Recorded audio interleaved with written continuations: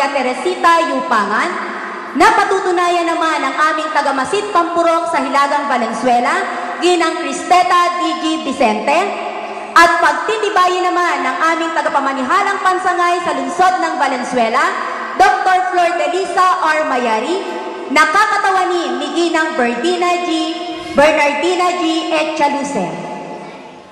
Isang maganda at makulay na hapon po sa inyong lahat.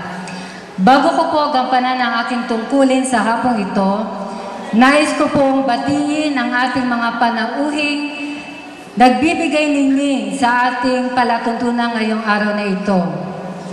Mula po sa pamahalaang lungsod ng Valenzuela, ang ating pong Konsihal Mar Morelos.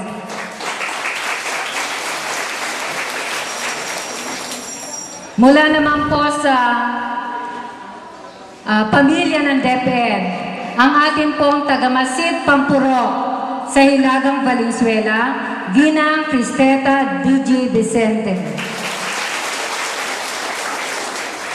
Ang ating pong taga-Masid Pangsangay sa Ingles, Ginang Bernardina G. Echaluce. Ang mga punong guro po sa Hilagang Valenzuela, isa pa mula sa A. Fernando Elementary School, Ginoong Eduardo Pulita.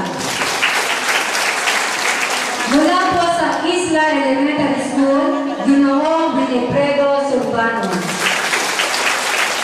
Mula naman po sa Tugatog Elementary School, Ginoong Eduardo B. Matelu.